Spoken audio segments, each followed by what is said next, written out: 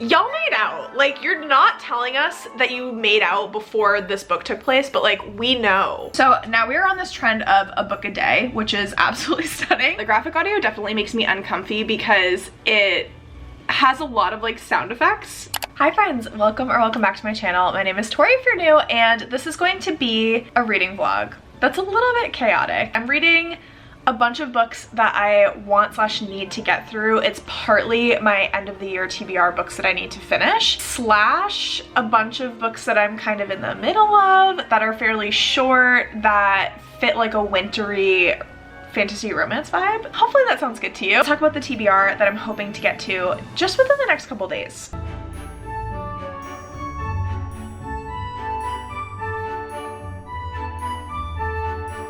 Probably being Delulu, but because all of these are kind of shorter books / I'm right in the middle of them, I have a feeling that I can get through them fairly quickly. The first one I'll talk about is Lovelight Farms. I am currently 60-ish% of the way through. I've listened to a good portion of it today, and I'm gonna give a little bit of an update very shortly on it. The other book that we're reading is Ambrosia by C.N. Crawford. You can find this on Kindle Unlimited. It is a fae romantasy that takes place in a very wintry atmospheric world. So, this is the second book in the duet. I'll talk more about this a little bit later. I loved the first book, Frost, so stinking much, so I'm finally reading book 2. Then I have on my Kindle, this one's kind of the hopeful for the week because I'm not 100% that I'll be able to get to it, but I think I will, and it fits that vibe of short, easy to read romantasy. Prince of Snow, and it is by L.B. Devine. This book I talked about in my end of the year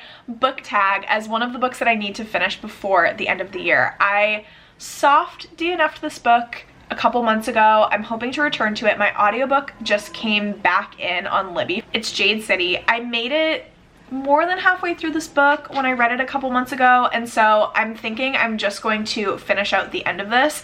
I might try to find a quick summary of what happens in like the first part of this book. I, for the most part, remember what was going on, but just as a quick little refresh, that is the TBR. Today is Sunday. We're doing a little bit of a reset day, so I'm going to be cleaning. We're gonna go back in time a little bit in the next clip because I'm going to strip the bed, talk to y'all about Lovelight Farms.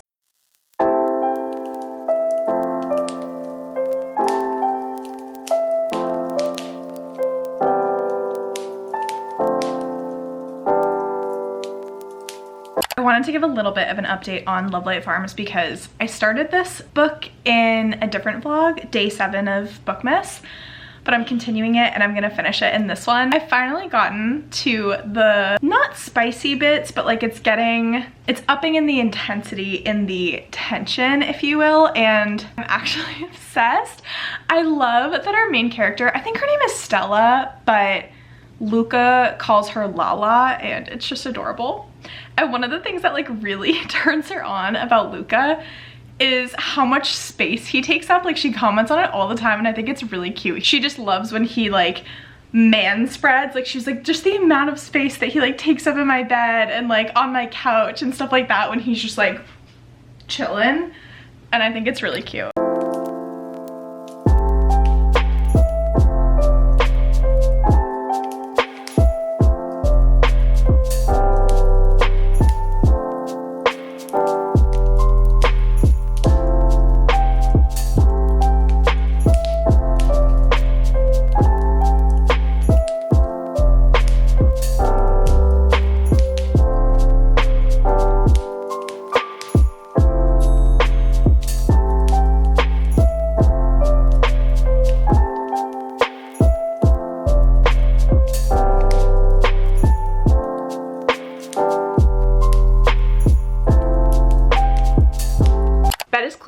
Laundry is done, put away, the kitchen is cleaned, and I finished reading Lovelight Farms. So I ended up giving it 4 stars.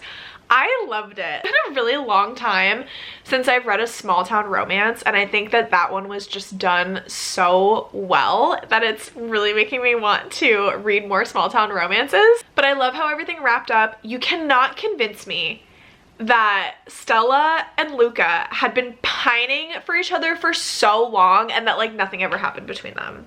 I literally don't believe you. The tension between them when they started to like acknowledge their feelings, and I was just like, y'all made out. Like, you're not telling us that you made out before this book took place, but like, we know. They used to cuddle together as best friends, please. Spice wasn't my favorite, but also I was listening to it on audiobook, and I feel like I always interpret like spicy scenes a little bit differently when it's being read to me by a narrator, of like reading it on my own in my own head. That was a little bit weird. That's on me because I was like listening to the audiobook, but like overall the spice wasn't giving like everything that I wanted it to. I found that it was very slow burn, if you like a slow burn romance as well.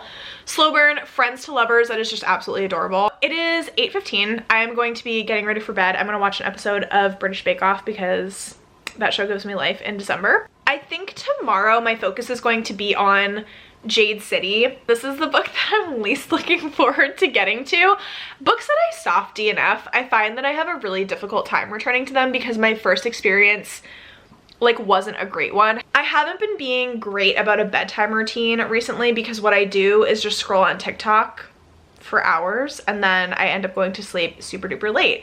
So what I've been doing to be a good bedtime nugget is I have been putting my phone across the room. I put my phone charger all the way at my desk and I've been putting my phone over there so that way I don't have the choice. I can't scroll through TikTok, but I do have my Kindle next to my bed, and I am gonna be reading this on Kindle because I'm trying to be comfy, you know what I mean? And I'm trying to have the chapter times at the bottom, but I think I'm gonna read another couple chapters of this. I only got to chapter 2 or 3 earlier today when I was reading this on sprints. Hopefully I'll have some good updates for y'all tomorrow. I have 2 to open this morning for our advent calendar because yesterday Ross got me a coffee. There we go.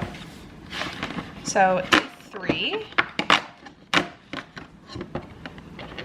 Intenso, and it's one of the full coffees. Let's open both and then I'm going to decide which one I feel like today, and then if I feel like having 2 coffees, I can make 2 coffees. Frosted caramel nut flavor. So these are both full coffees. Frosted caramel nut. Let's do this one. I'm off camera because I just woke up, but I'm gonna do the frosted caramel nut because it sounds festive and I hope that it's good.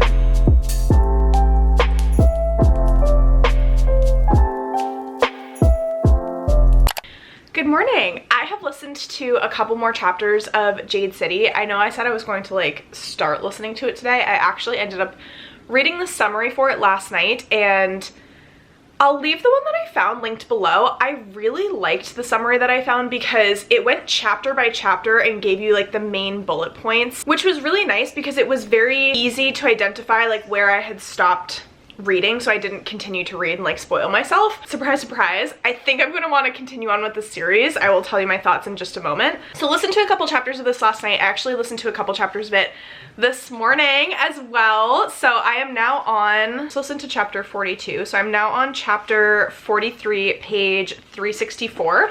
I only have this much left.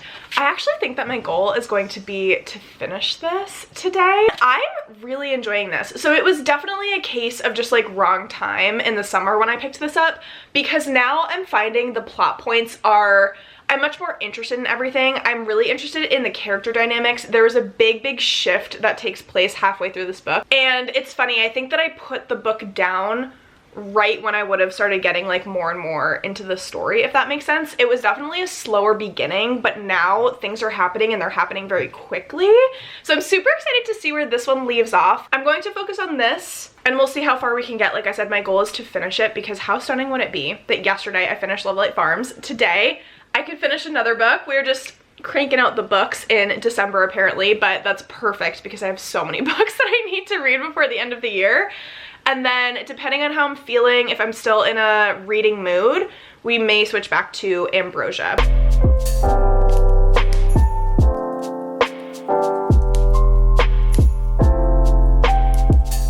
We finished! I'm so happy. It was a me problem, absolutely 100% when I picked this up. I actually looked when I picked this up and I picked it up in May.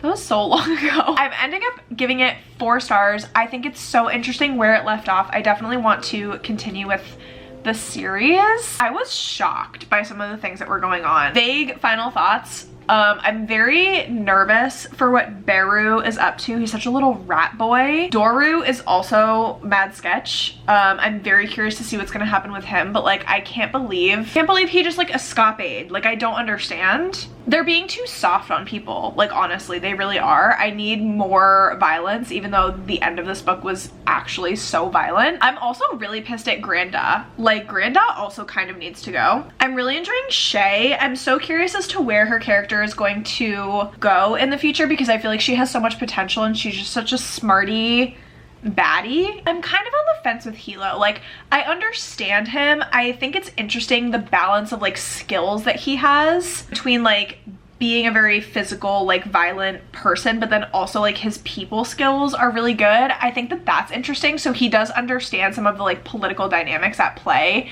and how to handle certain situations, but then he kind of like always does his own thing. And in the end, if anything happens to my baby boy, I am going to absolutely riot. And I've heard that Fondly is quite heartless for her readers' feelings, and so like that also makes me scared. So now we are on this trend of a book a day, which is absolutely stunning. Let's see if we can continue it. Not sure. I'm going to start focusing on Ambrosia. I think I set kind of an ambitious page goal, but I feel like I can read this book very quickly because it's so easy to read. I feel like I haven't provided synopsi for the books that I've been reading, so I do apologize. We'll start with Jade City. I feel like this is a really popular series that came out in, I think this first book was in 2017, so it's been out for a while. It's also been very popular this year. A bunch of people have been doing like big like read-alongs or like buddy reads of the series. Jade City is like a mix between The Sopranos, but put it in like kind of an Asian inspired world, and then it has to do with jade magic. So we're following our main family, which is the Calls. They live on an island called Kikon. There's two major gangs that have a very complicated history, but there's two major gangs that kind of rule this island, rule this city. They're the No Peaks, which is the Call family's gang, and then there are the Mountains, question mark, I think. The society is so ingrained in this like gang culture. They're just so used to these gangs ruling their city that the city is divided up into gang territories. There's certain businesses that are loyal to these gangs. Crime culture, honestly. And the reason these gangs have so much power is because there is this material that provides almost like powers, but I guess it's, you become more of like an enhanced human being. There's certain elements to the magic in this world, but basically the more jade that a person carries on them, their powers are enhanced. It's super realistic to the point where it almost feels like a magical realism type story, and it's not entirely like fantastical, although it definitely doesn't take place in our own world. Like there is a little bit of world building, but it's very approachable. It's very well thought out, and it never feels like super overwhelming in one fell swoop. So that is the synopsis for Jade City. Ambrosia, which I'm going to be focusing on from this point going forward, is the second book in the Frost and Nectar series. Our main character is Ava. She was abandoned as a child into the human world, and she is Faye. She's been living basically a normal human life for a really long time until her life gets flipped upside down. Walks in on her boyfriend, long-term boyfriend, cheating on her, caught him in the act. She goes out to a bar, gets really drunk, runs into this king of fairy who is looking for a wife. He has a curse on his kingdom.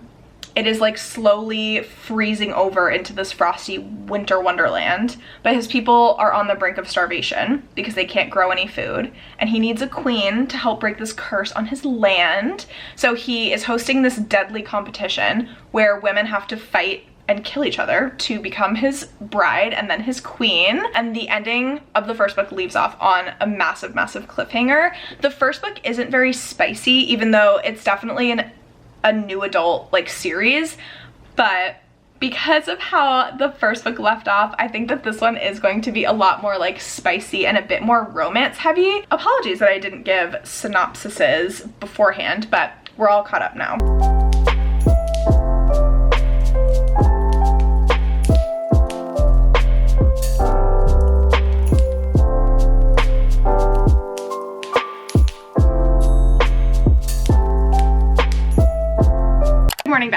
So last night I only read a couple more chapters of Ambrosia, but this morning I found the graphic audiobook on Scribd, so that is what I have been listening to. It was a cooking morning this morning, so I prepped my bread starter, which is going to rest. We're making Parmesan garlic bread and it's going to bake tomorrow.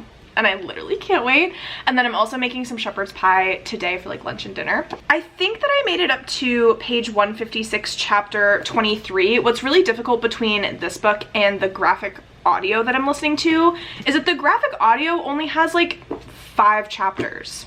I'm like, why would you break it up like that? Because it follows the book perfectly. They're narrating the book. They didn't do any of the chapters, which is so odd, but it does flip between, like, these chapters are very, very short, and it flips between, for the first half of the book, 2 POVs. It flips between Ava and Torin, and then in the latter half of the book, we get Shalini's POV thrown in here, and Shalini is Ava's best friend from the human world who, like, came with her to Fairy in the first book.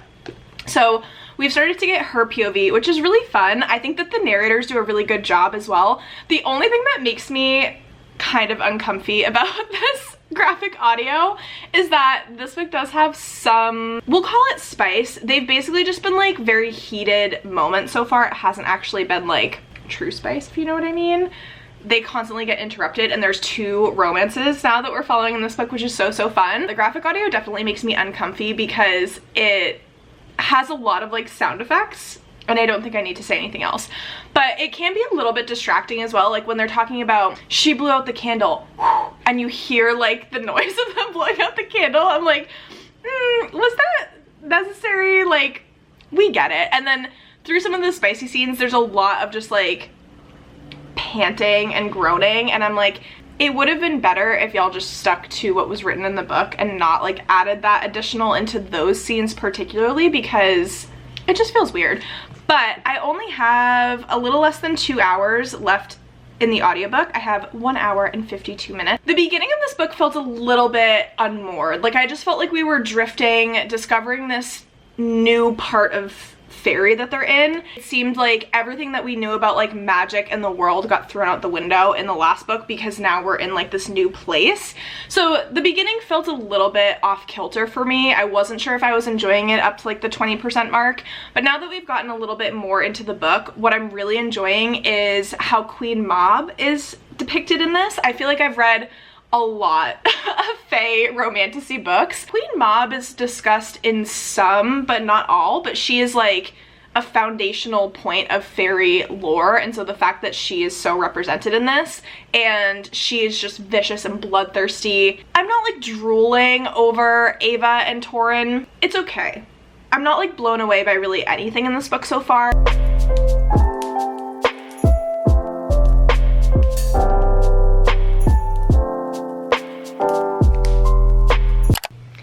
We have finished Ambrosia, and I don't really know how I feel about this. I don't know. I finished it and I'm just feeling very like meh. I thought that Ava in the first book was so much more fun to read. Ava just felt a lot more punchy in the first one, like I mentioned before I started this. Her stream of consciousness was so fun. She was fairly unserious in like a pretty serious situation in the first book, and then this one, yes, there are a lot more like serious and dire situations, but like the first one, they were just as dire. I think because this book, the romance didn't capture me. The spice was there, but it was lacking, whereas the first book was a lot of flirting and suspense, like a will they won't they type thing. At least in the romance, like a little bit more high stakes, because there were other girls that were vying for his attention because of this like dating game that they were playing. Whereas this one, it was just like going through the motions of like a fantasy fae book. I'd actually give this book a 2-star instead of a 3-star. I have on my Instagram a highlight reel that talks about like how I rate books, and I actually just like went to it to refer to it in how I'm feeling about Ambrosia, because a 3-star for me is I liked the book, but something was off that impacted my reading experience / enjoyment. Not as much of an emotional impact slash connection to the characters. Vibes were there. It was good, not great. And then 2 stars is not a great book, struggled to finish it, but stuck through it. I don't know, I'm kind of like in between those two. Actually would have been more fun to leave Frost where it was instead of continuing with this. And now that leaves me in a little bit of like a weird place for the Snow Prince because, or excuse me, the Prince of Snow, because I'm checking to see if that one's a fae romance as well. I can't remember. I'm going to take a little bit of a reading break. I don't just want to jump right into my next book, and I will follow up once I read more.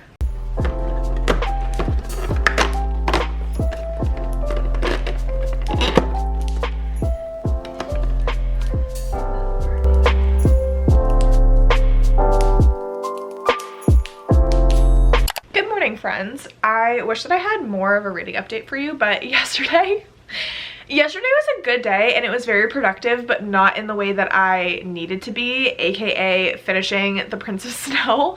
But I did read, I think, 1 chapter. I think I read the prologue, and I will say it has a stronger start than what I was initially anticipating. Right off the bat, the world is a lot more, or I guess not the world, but our Prince of Snow, we get introduced to him, his backstory, his family, we get introduced to the king. They have a very hateful relationship. Like, the king received this prophecy that his son was going to take over the kingdom when his father died. So the king basically sees his son as his ruination. Didn't you know that your son was going to take the throne when you died? But for whatever reason, he thinks his son is going to cause his death. Ever since he's gotten that prophecy, he has been brutally vicious to his son, like beatings, making him stay in his room. Like, he did not have a nice, chill childhood. It seems like it'll be fast-paced. My goal is to read, let's set a page goal here. So I'm gonna say let's read to at least page 150 today, if not more than that, and then we'll see if we can't finish it. Next time I check in, I'm going to have an actual reading update for you and not just the stinking prologue of a book.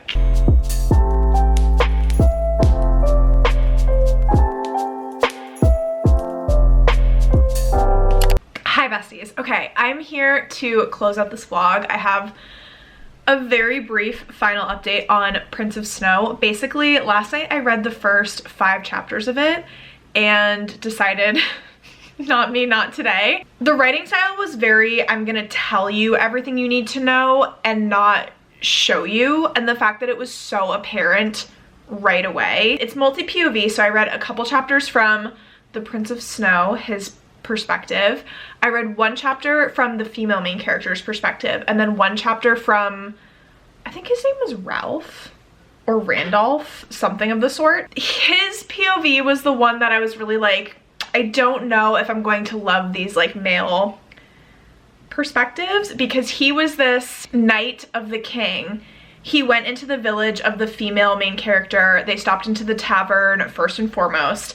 They see her from across the room. All eyes are drawn to her and her violet eyes. Like, that's so different. I've never seen that before. And I was like, maybe at a different point in time I would be for this, but now is not that time, and I'd rather just like move on to another book, because we all know my December TBR is absolutely stacked and I need to keep a good pace with it. So I ended up putting it down. I'm just not sure if that one was for me, so that's where I'm going to leave it. But I hope that you enjoyed this vlog, friends. I'm so happy with the progress that we've made. Honestly, we finished so many books in this vlog and I'm so happy about it. My strategy to start my reading for December, because it's currently December 7th when I'm ending this, was to start off with a lot of like the short books. I feel like November for me was filled with a lot of very anticipated reads, most of which were about 500 pages or over, so on the longer side of things. And then for December, I also have like a lot of really chunky books. Mentally, I think it was really fun to start off with just a lot of short books. We're building our way back up to those long ones again. So I hope that you enjoyed, friends. If you did, please be sure to give this video a big thumbs up, subscribe to my channel. If you've made it this far, please leave a Santa emoji in the comments down below. I will catch you in the comments, and I will see you in my next one, friends. Bye!